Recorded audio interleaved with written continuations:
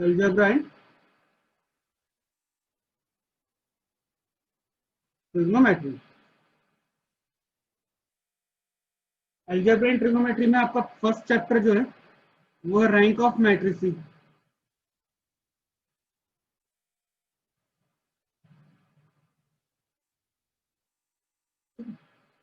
आज हम इसी को समझेंगे कि रैंक ऑफ मैट्रिक्स होता क्या है, what is rank of matrix. आज हम यही जानने वाले हैं।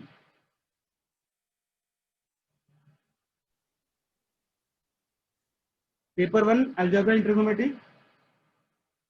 Chapter 1 rank of matrices. Matrix की रैंक जानेंगे, आव्यूह की जाति।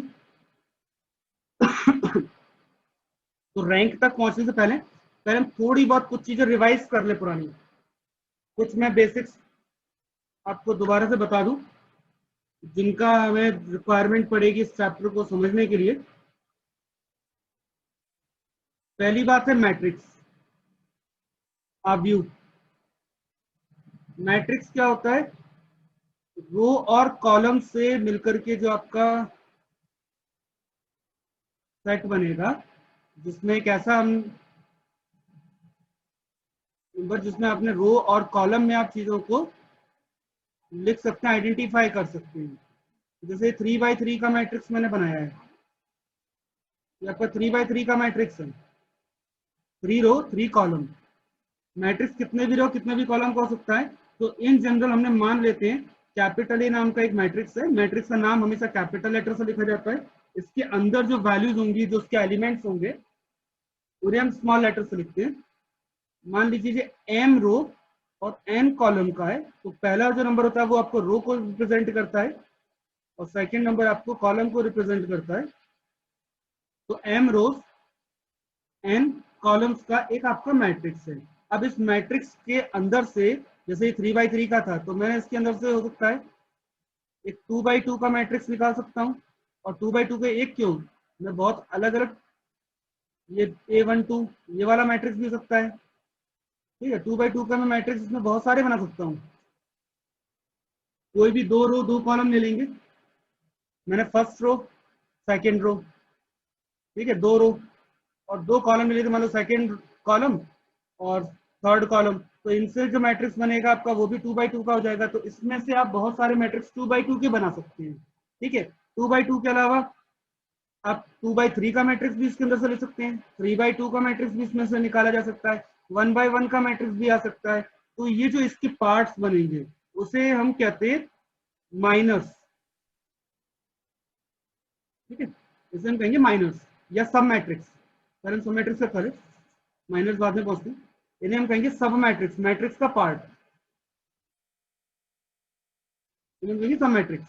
ठीक है। तो एक पार्ट लेंगे आप मैट्रिक्स का, उसका उसको हम कहेंगे माइनर। अब हमने एक वर्ड पढ़ा था माइनर्स, तो माइनर्स जो होता है आपका, याद रखें, जैसे आपका मैट्रिक्स था m×n, मान लीजिए 3x2 का मैट्रिक्स है, तो 3 रो और 2 कॉलम्स।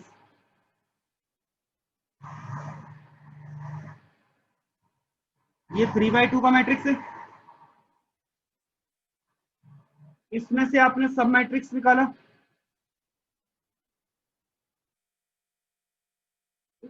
तो सब मैट्रिक्स आप जो ले रहे हैं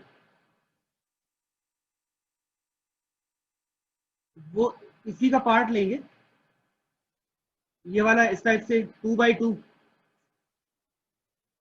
या 1x1 का। तो एक स्क्वायर मैट्रिक्स आप इसके अंदर से लीजिए। स्क्वायर मैट्रिक्स का मतलब जिसमें रो और कॉलम इक्वल हो, वर्ग आव्यूह, जिसमें नंबर ऑफ रोज और नंबर ऑफ कॉलम आपके बराबर हो। तो इसमें से आप स्क्वायर मैट्रिक्स जो आप उसमें से निकाल सकते हैं वो होगा 2x2 का और 1x2 का। ऐसे ही अगर कोई मैट्रिक्स आपका 4x5 का है, तो इसमें से आप जो स्क्वायर मैट्रिक्स आप पिक आउट कर सकते हैं वो होंगे 4x4, 3x3, 2x2 और 1x1। तो इन मैट्रिक्स को हम कहेंगे माइनर्स। माइनर्स क्या होंगे? इनका डिटर्मिनेंट। माइनस क्या होगा? इनका डिटर्मिनेंट। जो हमने मैट्रिक्स 2x2 का लिया उसका आप डिटर्मिनेंट निकाल लोगे, तो जो आपका मैट्रिक्स का जो डिटर्मिनेंट आएगा इनका, उनको हम क्या कहेंगे फाइनली, अब हमारे माइनर्स पे, इन्हें हम कहेंगे माइनर्स। और ये जो माइनस डिटर्मिनेंट आप सॉल्व करते हो, तो डिटर्मिनेंट आपको सॉल्व करना बहुत अच्छे से आता है, आपने डिटर्मिनेंट सॉल्व किए हुए हैं ऐसे कैसे, तो क्रॉस मल्टीप्लाई करते थे 4 - 3 = 1, तो ये आपने डिटर्मिनेंट 2/2 के 3/3 के सॉल्व किए हुए हैं, ठीक है। तो माइनस जो है वो आपने कैलकुलेट कर लिया, उसका डिटर्मिनेंट निकाल लिया, डिटर्मिनेंट निकाल दिया आपने फाइनली। अब डिटर्मिनेंट जो आपने फाइंड किया है, तो दो पॉसिबिलिटी है डिटर्मिनेंट की, डिटर्मिनेंट की दो पॉसिबिलिटी है। डिटर्मिनेंट क्या होता है, एक नंबर होगा जो मैट्रिक्स से मिलेगा आपको, स्क्वायर मैट्रिक्स से एक नंबर होगा जो स्क्वायर मैट्रिक्स से मिलेगा हमेशा। आप स्क्वायर मैट्रिक्स को सॉल्व करेंगे तो आपको एक नंबर मिलेगा जिसे आप कहते हैं डिटर्मिनेंट, और नॉर्मली आप उसे ऐसा लिखते हैं डेल्टा = समथिंग 3/3 के, आपने बहुत मैट्रिक्स सॉल्व किए हुए हैं। तो ये जो नंबर आएगा वो दो पॉसिबिलिटी होंगी, या तो डिटर्मिनेंट आपका नॉन जीरो होगा या फिर जीरो हो जाएगा, ठीक है, या तो नॉन जीरो होगा या जीरो होगा। तो जैसे मैंने मान लो 5/5 4/5 का मैट्रिक्स है, इसके अंदर से मेरे स्क्वायर मैट्रिक्स निकले 4/4, 4/4 के जितने मैट्रिक्स मिलेंगे सबका मैं डिटर्मिनेंट सॉल्व करूंगा, और मैं चेक करूंगा कि आंसर क्या आ रहा है, या तो जीरो आएगा या नॉन जीरो आएगा। मैं ढूंढ रहा हूँ नॉन जीरो। अगर सभी का आंसर जीरो आ गया, मान लो इन सभी का आंसर 4/4 जितने भी है सबका आंसर मेरा क्या है, जीरो, तो मैं इससे फिर छोटे सब मैट्रिक्स निकालूंगा 3/3 के, उनका डिटर्मिनेंट निकालूंगा, फिर से मेरे पास वैल्यू क्या जाएगी, मान लो जीरो, तो मैं और छोटा करता जाऊंगा। ऐसा कब तक करूंगा, जब तक मेरी वैल्यू क्या नहीं आती, नॉन जीरो नहीं आती है। और जब मेरी वैल्यू नॉन जीरो आ जाएगी, इसमें मतलब एक ऐसा पार्ट जिसकी वैल्यू आपकी नॉन जीरो आ जाए, तो यहाँ कहाँ पे आप रुके, मान लो 2/2 पे रुक गए, तो जितने ऑर्डर का, ये 2/2 क्या कहलाएगा, अपना ऑर्डर कहलाएगा ना, क्रम, इसका ऑर्डर क्या है 2, तो जिस ऑर्डर का मैट्रिक्स आपका नॉन जीरो मिल जाए वही ऑर्डर को हम कहते हैं रैंक। करना क्या है, डिटर्मिनेंट निकालना है, एक मेथड है ये, डिटर्मिनेंट तो बहुत लेंथी मेथड हो जाएगा, और भी मेथड हम करेंगे, लेकिन अभी डेफिनेशन समझ रहे हैं। तो रैंक हमारे पास क्या होती है, rank of a matrix,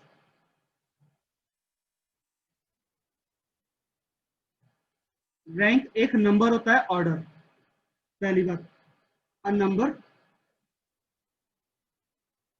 small r, rank है तो स्मॉल आर नाम दे देते हैं, is said to be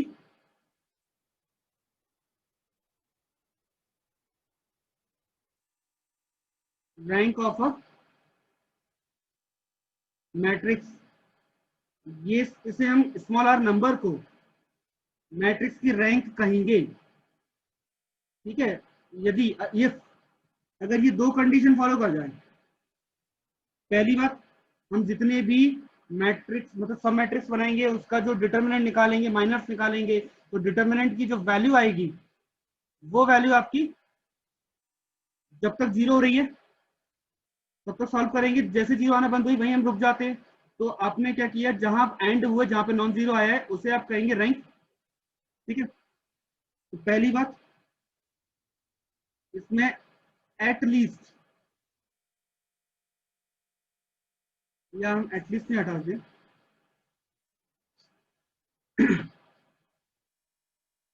there exist, ऐसा बोलते हैं, देयर एग्जिस्ट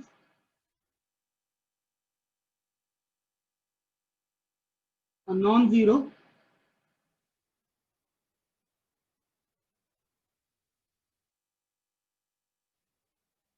सब मैट्रिक्स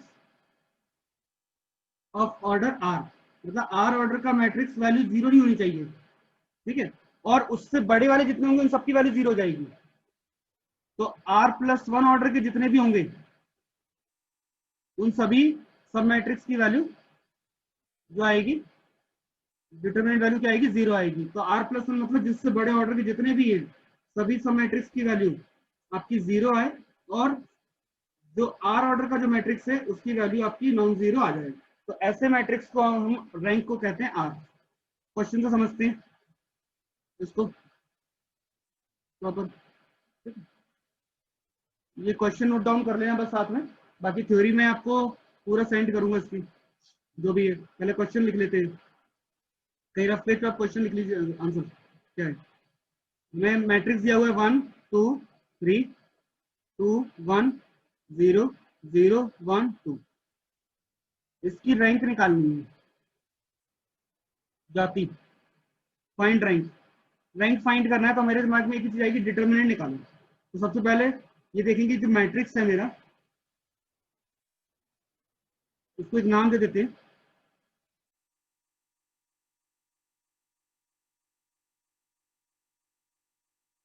इसका जो ऑर्डर है वो है अपना 3/3, 3 रो 3 कॉलम, नंबर ऑफ रोज और नंबर ऑफ कॉलम्स। 3/3 है, इसका मतलब कि ये स्क्वायर है, वर्ग आव्यूह है, स्क्वायर मैट्रिक्स है ये, क्योंकि रो और कॉलम बराबर है। ठीक है, अब रो और कॉलम बराबर तो उसका डिटर्मिनेंट निकाला जा सकता है, तो 3/3 पहला हो जाएगा सबसे बड़ा, तो इसमें स्क्वायर मैट्रिक्स 3/3 है, तो आपको क्या मिलेगा, 3/3 का मैट्रिक्स बन सकता है, इसके अंदर 2/2 का भी बनेगा और एक 1/1 का बनेगा, इससे नीचे तो बनेगा नहीं। तो पहले 3/3 को देख लेते हैं, मतलब पूरा पूरा यही 3/3 का हम निकालते हैं determinant.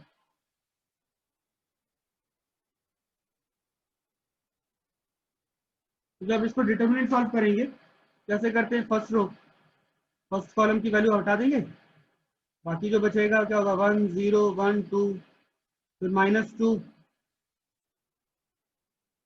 Second column, second row ये हटा देते हैं, तो बचेगा फिर 2 0 0 2 +3 2 1 0 1। फाइनली इसको हम 2/2 का मैट्रिक्स बन गया। अब इसको सॉल्व करते हैं, क्या आएगा, 2 - 0 4 - 0 2 - 0, कितना होगा ये, 2 -6 प्लस -8 प्लस 6, और ये इक्वल टू आ जाएगा 0। तो मेरा जो डिटर्मिनेंट है वो कितना आ गया, 0 आ गया। और कितने ऑर्डर पे 0 आया, 3 पे, इसका मतलब इसकी रैंक 3 नहीं है, इसकी जो रैंक है वो 3 नहीं है, तो 3 रैंक वाला ऑप्शन हो गया कैंसिल।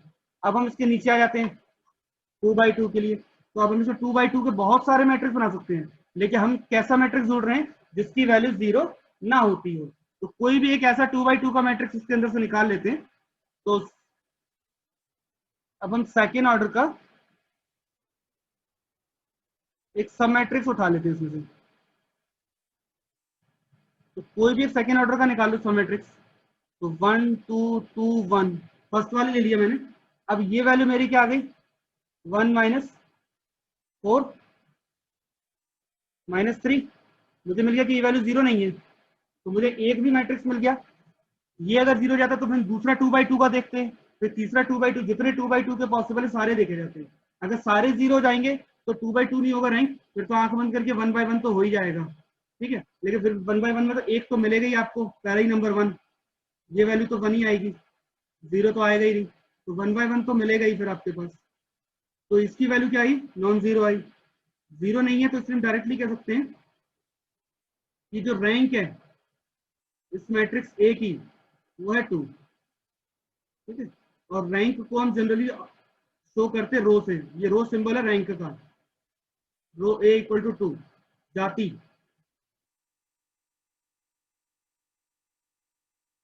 बराबर 2। तो ये इसका फाइनल आंसर है कि इसकी जो रैंक आएगी वो हमें मिलेगी 2।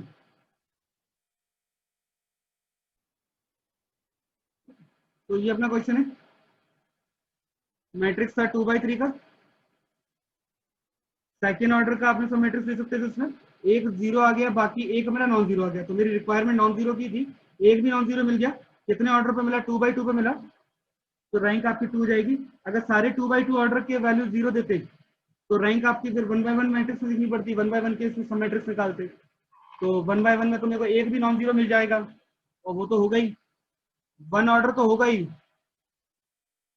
ठीक है, जिसकी रैंक आपकी 1 तो रहेगी, और रैंक 0 केवल एक ही मैट्रिक्स की होती है, और वो मैट्रिक्स है हमारा नल मैट्रिक्स, शून्य आव्यूह, जीरो मैट्रिक्स। एक चीज तो होगी, एक हमने टाइप और पढ़ा हुआ था मैट्रिक्स का, आइडेंटिटी मैट्रिक्स, एकलव्य, ऐसी कुछ था। इसमें 2x2 का आपका मैट्रिक्स होता है 1 0 0 1, 3x3 का मैट्रिक्स आप लिखते थे 1 0 0, इसको आप यूनिट मैट्रिक्स भी बोलते थे, अभी आइडेंटिटी बोलेंगे हम इसको। 4x4 का मैट्रिक्स आपको बनता था 1 0 0 0,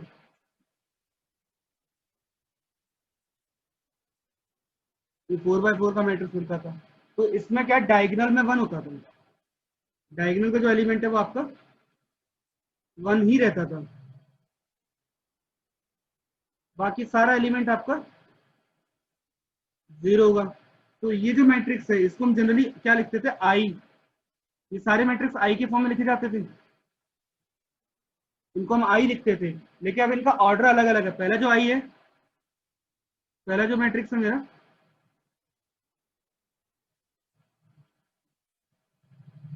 इसका ऑर्डर 2 है, तो उसको मैं लिख रहा हूँ I2, इसको लिखेंगे I3, ऐसे इसको लिखेंगे I4, ऐसे जितने ऑर्डर का होगा, मतलब ऑर्डर क्या होगा इनका, n क्रॉस n होगा, तो इसको हम क्या लिखेंगे IN। IN मतलब जो आपके कॉलम में जो वैल्यूज होंगी सारी 1 हो जाएंगी, और आइडेंटिटी मैट्रिक्स का डिटर्मिनेंट हमेशा 1 होता है, चाहे कितने भी ऑर्डर का हो। ठीक है, तो ये वैल्यू 0 कभी नहीं आएगी। तो आइडेंटिटी मैट्रिक्स की रैंक की बात की जाए तो आपको n ऑर्डर का मैट्रिक्स अगर है तो आइडेंटिटी, तो उसकी रैंक भी n ही रहेगी, क्योंकि आप वो पूरा कंप्लीट वैल्यू 1 देगा, 0 तो आएगा ही नहीं, तो आपको नीचे जाने की जरूरत ही नहीं है, n क्रॉस n पे ही बन गया पूरा। तो इसकी रैंक हमेशा n होती है, आइडेंटिटी मैट्रिक्स की रैंक हमेशा ऑलवेज 1 होती है,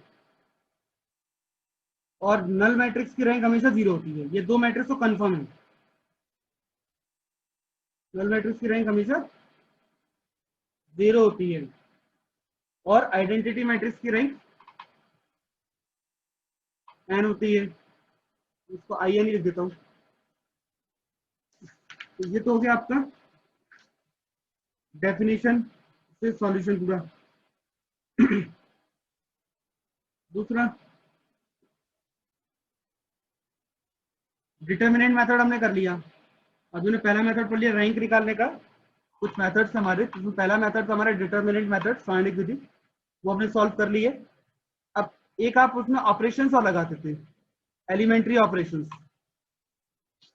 आपको याद होगा।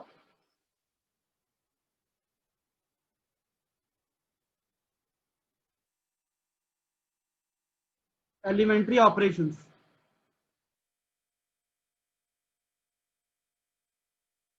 एलिमेंट्री ऑपरेशंस की बात कर रहे हैं। एलिमेंट्री ऑपरेशंस में क्या करते थे हम, जैसे रो आपस में बदल देते थे, जैसे रो 1 रो 2 आपस में चेंज हो रही हैं, तो ऐसा लिखते थे। ठीक है, तो मान लो मेरे पास m नंबर की रो n नंबर की रो आपस में इंटरचेंज कर रहे हैं, तो दो रो का आपस में चेंज करना। दूसरा, कॉलम हम चेंज कर सकते थे आपस में। तीसरा, किसी दो रो को आपस में ऐड करके थर्ड रो बना देना से, मान लो ऐसा लिखते थे R3 चेंज विथ, ऐसा लिखते थे R3 चेंज विथ, जनरली हमने ऐसा लिखा है -R3, ना। कॉलम में भी चेंज कर देते थे, जैसे column 3 change with 2C2 plus C3। इस टाइप से हम 2-3 तरीके से ऑपरेशंस लगाते थे, रो ऑपरेशंस और कॉलम ऑपरेशंस। ठीक है, तो ऐसा ऑपरेशन आपने सॉल्व किए हुए, इस ऑपरेशन के मेथड से भी हम रैंक फाइंड कर सकते हैं। ठीक है, तो एलिमेंट्री ऑपरेशंस आपको आने चाहिए, एलिमेंट्री ऑपरेशंस की हेल्प से भी हम निकाल सकते हैं। अब एलिमेंट्री ऑपरेशंस में हम क्या कंफ्यूज हो जाते थे, कंफ्यूज हो जाते थे कि कैसे इसका सॉल्व कर पाएंगे। ठीक है, कि आगे भाई कोई कंफ्यूजन भूल जाते थे कि अब आगे क्या करें, कौन सा ऑपरेशन लगाएं। लेकिन अभी मैं आपको एक पैटर्न बता दूंगा, उस पैटर्न के अकॉर्डिंग आप चलोगे तो आपको रिक्वायरमेंट नहीं होगी, फिर आप डायरेक्ट आंसर आपका सही जगह रास्ते पे जाएगा। एक तरीका हम पकड़ लेंगे कि ऐसा ऐसा करते जाओ, ये पैटर्न है, और उस पैटर्न पे हम सॉल्व करेंगे तो हमारा रैंक हमेशा सही निकलेगा। तो उससे पहले एक चीज और कैलकुलेट कर दो, क्वेश्चन में दे रहा हूँ या आपको काम दे रहा हूँ, अभी करना है। Find rank.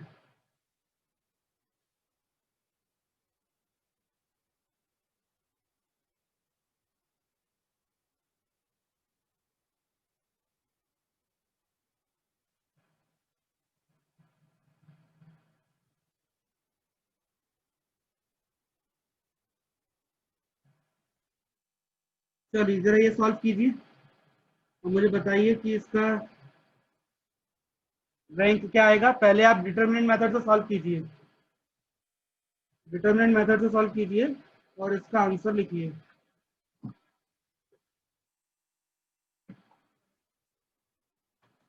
चैट बॉक्स में आपको दिख रहा होगा।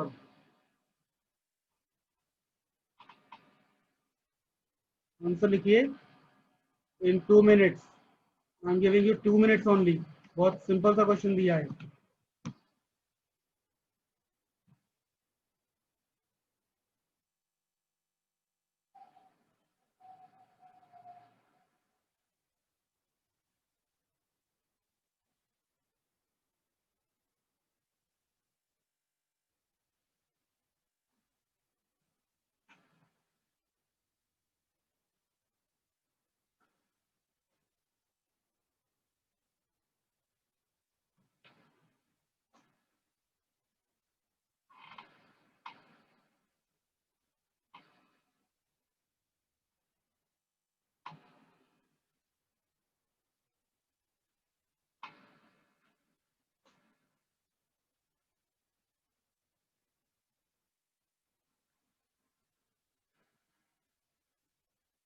थ्री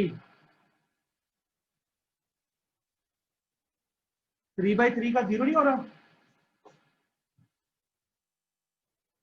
तो आपका मैट्रिक्स है, इसका डिटर्मिनेंट आपका 0 नहीं आया।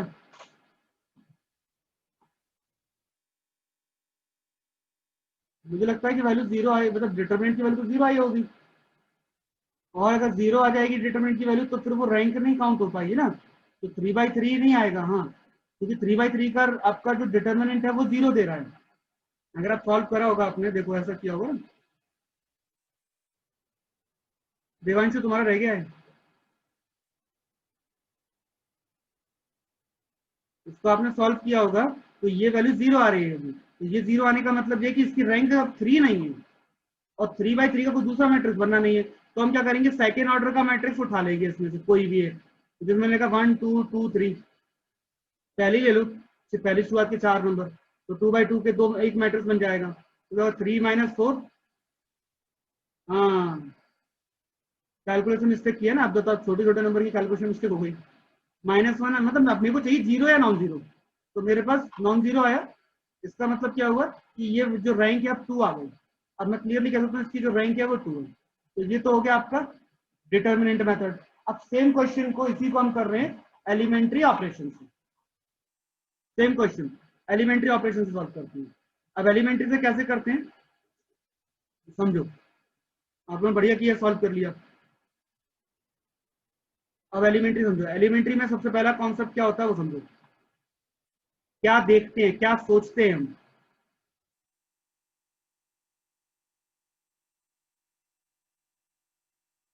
सबसे पहला जो नंबर है, फर्स्ट डायगोनल का पहला नंबर, ये होना चाहिए 1। यूनिटी 1 को हम क्या कहते हैं, यूनिटी। ये नंबर होना चाहिए 1। अगर 1 है तो ठीक, यहाँ जैसे 1 दिख रहा है। तो मेरा पहला कॉन्सेप्ट होता है कि मैं इस नंबर को 1 बनाऊं। तो 1 बनाने के मेरे पास पहला मेरा जो 1 नंबर होगा वो क्या होना चाहिए, 1। अगर 1 है तो ठीक, और अगर 1 नहीं है तो मेरे पास दो ऑप्शन है। या तो मैं उसके नीचे देखूं या उसके सामने देखूं, दोनों में से किसी एक तरफ। नॉर्मली रो वाइज देखते हैं, नीचे डाउनवर्ड साइड। ठीक है।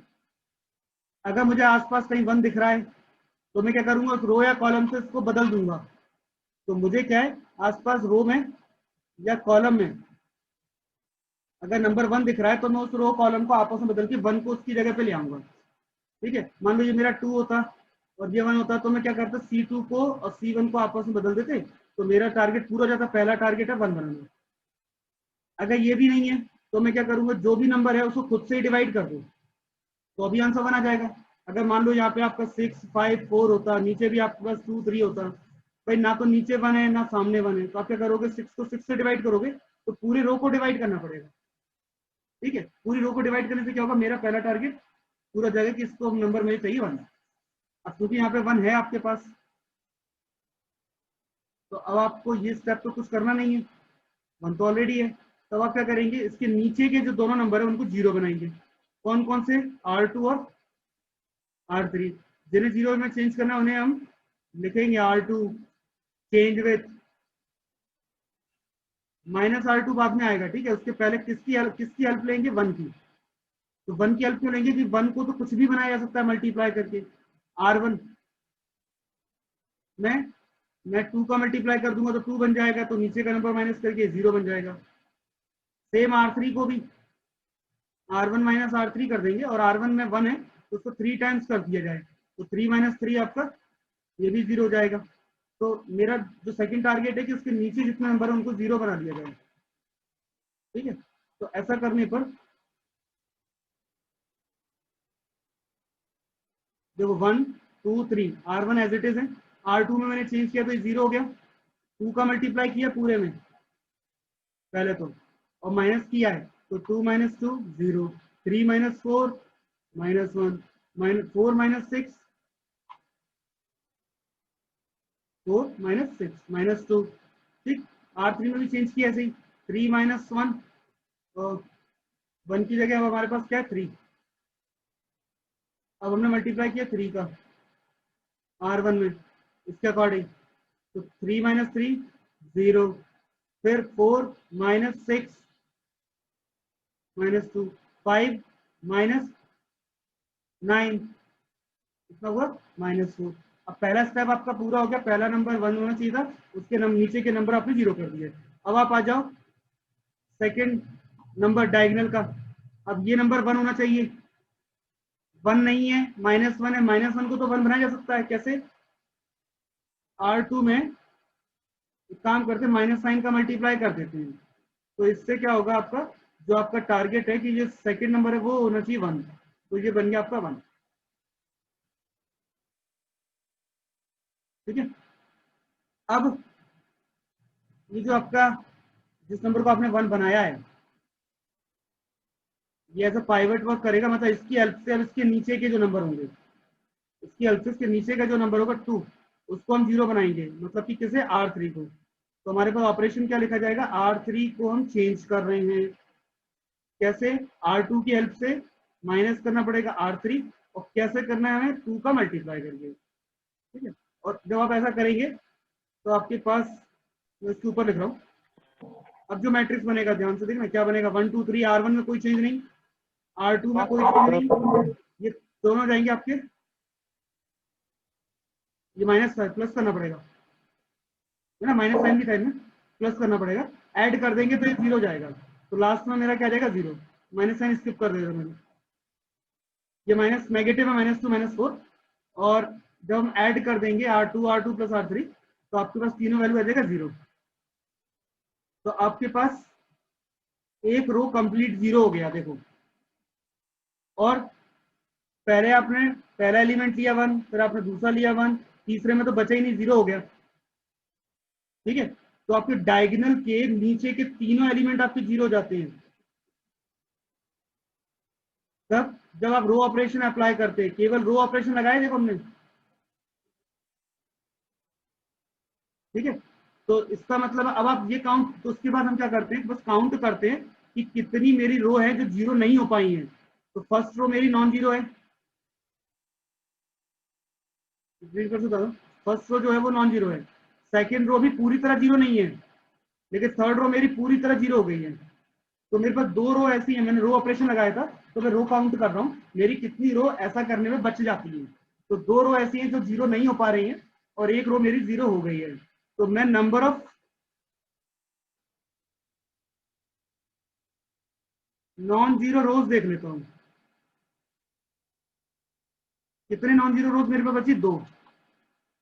ठीक है, और ये जो नंबर ऑफ नॉन 0 रोज है यही आपकी रैंक है। बस आपने क्या किया, रो ऑपरेशन लगाए,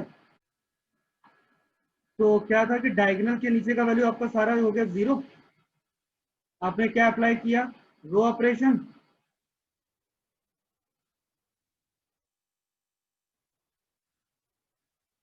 रो ऑपरेशन आपने अप्लाई किए, डायग्राम के बिलो जो वैल्यू था वो सारा आपका 0 हो गया। तो यहाँ पर आपका जो कंडीशन बनती है भाई, इसमें आप बस ये काउंट कर लो number of non zero rows कितनी आई आपकी, कितनी रो आपकी बच गई। इतना कुछ ऑपरेट करने के बाद आपने जो ऑपरेशन लगाए, हमेशा कॉन्सेप्ट एक ही रहेगा ऑपरेशन का। कॉन्सेप्ट क्या रहेगा, पहला जो मेरा नंबर है A11, इसको मैं, जो मेरा पहला जो नंबर होगा A11, इसे मैं 1 बनाऊंगा। कैसे भी 1 बनाने के दो तरीके हैं, या तो रो कॉलम को आपस में चेंज कर लो, अगर रो ऑपरेशन लगा रहे हो तो रो ही लगाना, कॉलम लगा रहे हो तो कॉलम ही लगाना है अभी तो, ठीक है।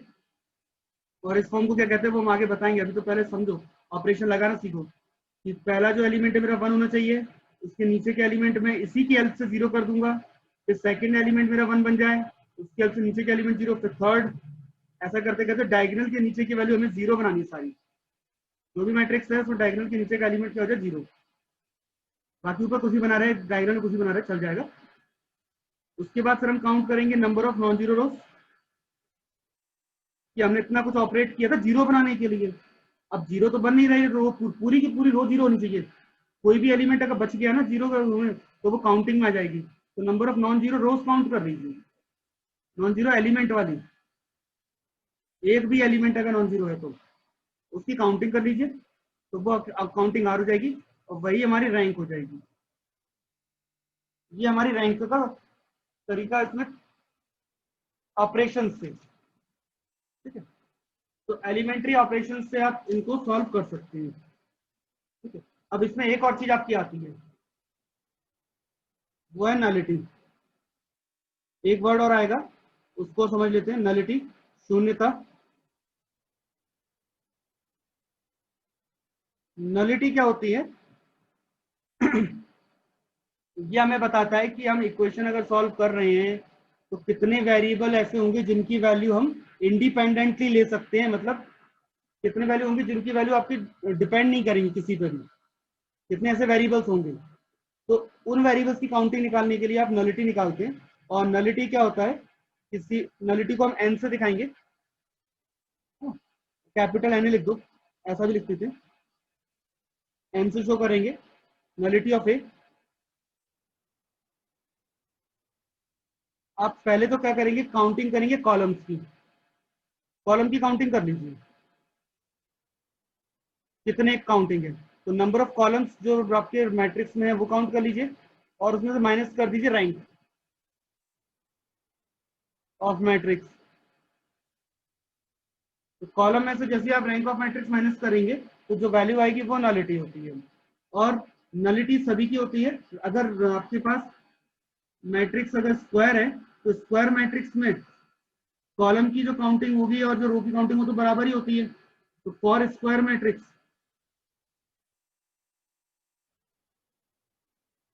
स्क्वायर मैट्रिक्स के लिए जो नलिटी होगी वो तो एन मतलब ऑर्डर माइनस रैंक, लेकिन अगर स्क्वायर नहीं है तब भी नलिटी निकलती है, ठीक है। और नलिटी क्या होती है, number of column minus rank of matrix. जैसे अभी हमने मैट्रिक्स जो लिखा था, आपका जो मैट्रिक्स था ये 1 2 3 2 3 4 3 4 5, ये मैट्रिक्स था। इस मैट्रिक्स की जो रैंक आई थी हमारी कितनी थी 2, और इसमें नंबर ऑफ कॉलम्स है या इसका ऑर्डर देख लो, कॉलम सेकंड नंबर होता है ना, तो या स्क्वायर मैट्रिक्स में दोनों वैल्यू बराबर होंगी। इसकी नलिटी पूछ ली जाती, इसकी नलिटी बताइए, तो नलिटी आपका हो जाता है एन में से माइनस कर दीजिए नंबर ऑफ, 3 माइनस 2 1, तो नलिटी आपकी इसकी 1 हो जाएगी और रैंक आपकी इसकी 2 हो जाएगी।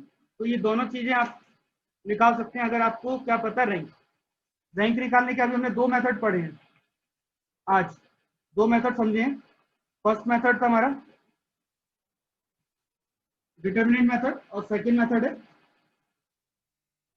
एलिमेंट्री ऑपरेशन सॉल्व किए। और एलिमेंट्री ऑपरेशन को सॉल्व करके हमने फॉर्म जो बनाया था उस फॉर्म को हम कहते हैं एशेलॉन फॉर्म। जो हमने फॉर्म बनाया था ना उसमें कहते हैं एशेलॉन फॉर्म। एशेलॉन फॉर्म में क्या होता है, जैसे पहला एलिमेंट 1 है, बाकी बाद में कुछ भी बना रहे, फिर 0, 0 के बाद पहला एलिमेंट आपका 1 होगा, उसी बना रहे। फिर आपके 0 बढ़ते जाएंगे और 0 के बाद जो पहला एलिमेंट होगा 1 होगा, 0 0 0 0 बढ़ते जाएंगे और 0 के बाद जो पहला एलिमेंट होगा 1 होगा। तो ऐसा जो मैट्रिक्स आपका बनता है, ठीक है, उसको हम एप्सिलॉन फॉर्म में बोलते हैं कि आपके 0 असेंडिंग ऑर्डर में होते हैं, पहले 1 0, फिर 2 0, फिर 3 0 जाएंगे कॉलम में, फिर 4 कॉलम में 0 जाएंगे, लेकिन 0 के बाद जो पहला एलिमेंट आएगा 1 ही होगा, और हम 1 ही बनाते हुए चल रहे थे।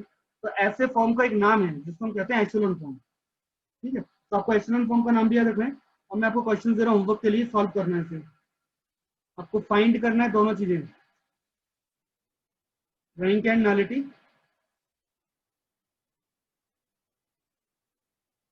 तो रैंक एंड नलिटी आपको निकालना है, मैट्रिक्स आपको दे देते हैं। तो पहला ट्राई क्या होता है, रो ऑपरेशन ऐसा लगाए कि रो पूरा पूरा रो 0 हो जाए। और एप्सिलॉन फॉर्म की तरह ट्राई करना तो ज्यादा बेटर रहेगा, क्योंकि आगे के जितने भी फॉर्म है मेरे, एक अपना इंपॉर्टेंट फॉर्म है नॉर्मल। नॉर्मल फॉर्म जब हम सॉल्व करेंगे सामान्य रूप, तो आपको एप्सिलॉन फॉर्म की तरह ही बनाना पड़ेगा। तो एक ही कॉन्सेप्ट लेके चलो एंड तक, तो पूरा यूनिट 1 और 2 में जहां भी रैंक आएगा हम एक ही कॉन्सेप्ट लगाएंगे एप्सिलॉन फॉर्म के लिए या नॉर्मल फॉर्म के लिए। इसका रैंक निकालना है। मैं भी मेथड नहीं बता रहा हूँ कि कौन से मेथड से करना है, किसी भी मेथड से सॉल्व कर लेना।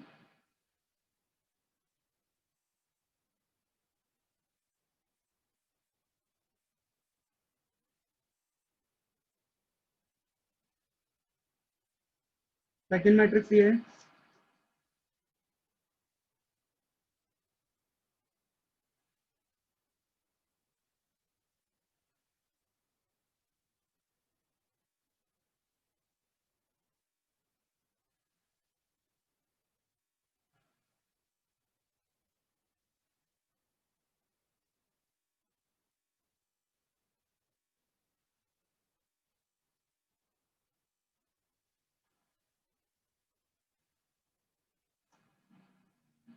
तीन और एक और लास्ट, 4 क्वेश्चन दे रहा हूँ, 4 क्वेश्चन सॉल्व होने चाहिए आपसे। 0 आयोटा माइनस आयोटा